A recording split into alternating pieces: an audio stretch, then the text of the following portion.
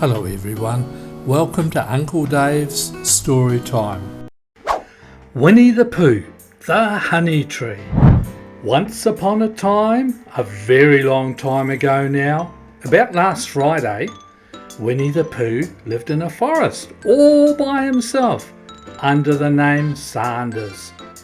That means that he had the name over the door in gold letters and lived under it. One day, when he was out walking, he came to an open place in the middle of the forest. And in the middle of this place was a large oak tree. And from the top of the tree there came a loud buzzing noise. Winnie the Pooh sat down at the front of the tree and put his head between his paws and began to think. First of all, he said to himself, "That buzzing noise means something. You don't just get a buzzing noise like that, just buzzing and buzzing without its meaning something.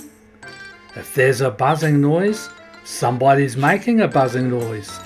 And the only reason for making a buzzing noise that I know of is because you're a bee." Then he thought another long time and said, "And the only reason for being a bee that I know of is making honey." And then he got up and said, "And the only reason for making honey is so I can eat it." So he began to climb the tree. He climbed and he climbed and he climbed, and as he climbed he sang a little song to himself. It went like this: "Isn't it funny how a bee likes honey buzz buzz? I wonder why he does." Then he climbed a little further and a little further, and then just a little further. By that time he had thought of another song. "It's a very funny thought that if bees were bees, they'd build their nests at the bottom of the trees, and that being so, if the bees were bears, we shouldn't have to climb up all those stairs." He was getting rather tired by this time, so that is why he sang a complaining song. He was nearly there now, and if he had just stood on the branch, crack! "Oh, help," said Pooh as he dropped 10 feet on the branch below him. "If only I hadn't," he said, as he bounced 20 feet onto the next branch. "You see what I meant to do," he explained as he turned head over heels and crashed onto another branch 30 feet below. "What I meant to do. Of course it was rather," he admitted as he slithered very quickly through the next 6 branches. "It all comes, I suppose," he decided as he said goodbye to the last branch, spun around 3 times and flew gracefully into a gorse bush. "It all comes of liking honey. Oh, so much. Oh, help." He crawled out of the gorse bush, brushed the prickles from his nose, and began to think again. And the first person he thought of was Christopher Robin. So Winnie the Pooh went around to his friend Christopher Robin, who lived behind a green door in another part of the forest. "Good morning, Christopher Robin," he said. "Good morning, Winnie the Pooh," said Christopher Robin. "I wonder if you've got such a thing as a balloon about you." "A balloon?" "Yes, I just said to myself coming along, I wonder if Christopher Robin has such a thing as a balloon about him. I just said it to myself, thinking of balloons and wondering." "What do you want a balloon for?" said Christopher Robin.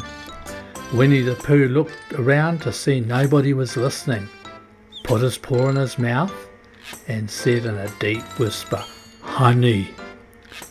"But you don't get honey with balloons?" "I do," said Pooh.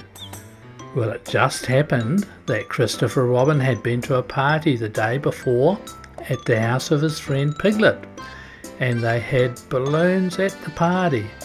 Christopher Robin had had a big green balloon, and one of Rabbit's relations had had a big blue one and had left it behind, being really too young to go to the party at all, and so Christopher Robin had brought the green one and the blue one home with him. Which one would you like? He asked Pooh. Pooh put his head between his paws and thought very carefully. It's like this, he said. When you go after honey with a balloon, the great thing is not to let the bees know you're coming. Now, if you have a green balloon, they might think that you're only part of the tree and not notice you. And if you have a blue balloon, they might think that you're only part of the sky and not notice you. And the question is, which is most likely? Wouldn't they notice you underneath the balloon? Asked Christopher Robin. They might, or they might not, said Winnie the Pooh. You never can tell with bees. He thought for a moment and said, I shall try to look like a small black cloud. That will deceive them. Then you had better have the blue balloon, said Christopher Robin. And so it was decided. Well, they both went out with the blue balloon, and Christopher Robin took his gun with him, just in case, as he always did. And Winnie the Pooh went to the very muddy place that he knew of and rolled until he was black all over.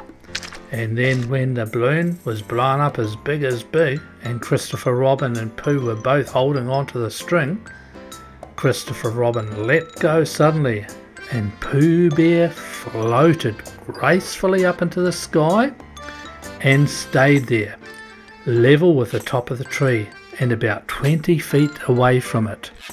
Hooray, shouted Christopher Robin. Isn't that fine? Shouted Winnie the Pooh down to him.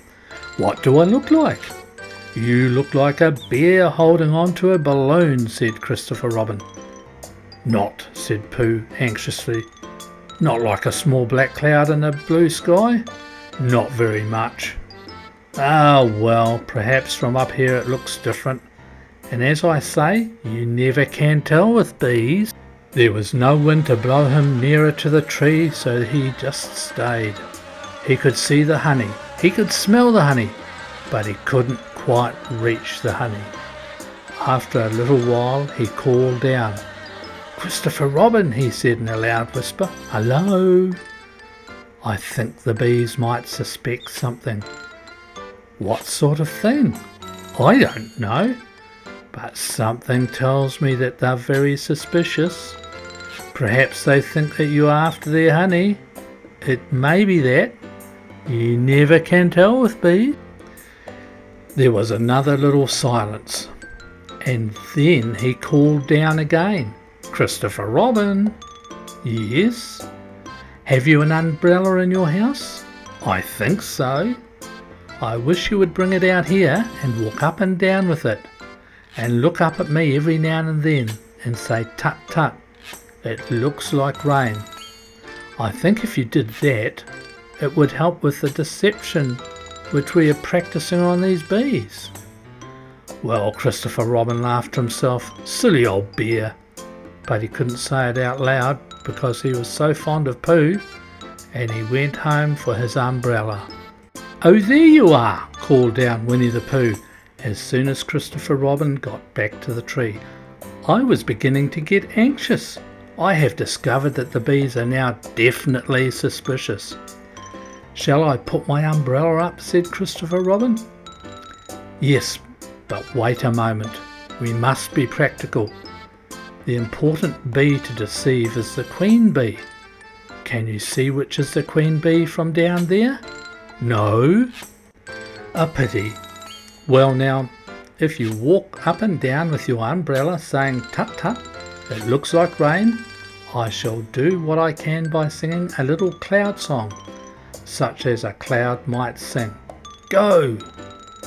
So while Christopher Robin walked up and down and wondered if it would rain, Winnie the Pooh sang this song. How sweet to be a cloud floating in the blue. Every little cloud always sings aloud. How sweet to be a cloud floating in the blue. It makes them very proud to be a little cloud. The bees were still buzzing as suspiciously as ever. Some of them indeed left their nest and flew all around the cloud as it began the second verse of the song. and one bee sat down on the nose of the cloud for a moment, and then got up again. "Christopher Owl!" Robin called out the cloud. "Yes?" "I have just been thinking, and I have come up to a very important decision. These are the wrong sort of bees." "Are they?" "Quite the wrong sort. So I should think they would make the wrong sort of honey, shouldn't you?" "Would they?" "Yes, so I think I shall come down." "How?" said Christopher Robin. Winnie the Pooh hadn't thought about this. If he let go of the string, he would fall, bump, and he didn't like that idea. So he thought for a long time and then said, "Christopher Robin, you must shoot the balloon with your gun. Have you got your gun?" "Of course I have," said Christopher Robin, "but if I do that, it will spoil the balloon." "But if you don't," said Pooh, "I shall have to let go, and that would spoil me." When he put it like this, Christopher Robin saw how it was, and he aimed very carefully at the balloon and fired. "Oh!" said Pooh. "Did I miss?" asked Christopher Robin. "You didn't exactly miss," said Pooh, "but you missed the balloon." "I'm so sorry," said Christopher Robin, and he fired again. And this time he hit the balloon, and the air came slowly out, and Winnie the Pooh floated down to the ground. But his arms were so stiff from holding on to the string of the balloon all that time that they stayed up straight in the air for more than a week, and whenever a fly came and settled on his nose, he had to blow it off. And I think, but I'm not sure, that is why he is always called Pooh. I hope you liked it. If you want to hear more, subscribe and like Uncle Dave's Storytime. Bye now.